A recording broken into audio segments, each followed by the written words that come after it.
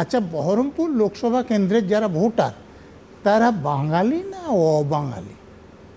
তো আপনার যখন সেখানে শুধু অবাঙালি না, অন্য রাজ্য থেকে অবাঙালিকে এনে তাকে প্রার্থী করলেন, একজন বাঙালি ছেলে বা মেয়েকে বঞ্চিত করে, আপনার বাংলাভাষীদের প্রতি প্রীতির কথা মনে ছিল না?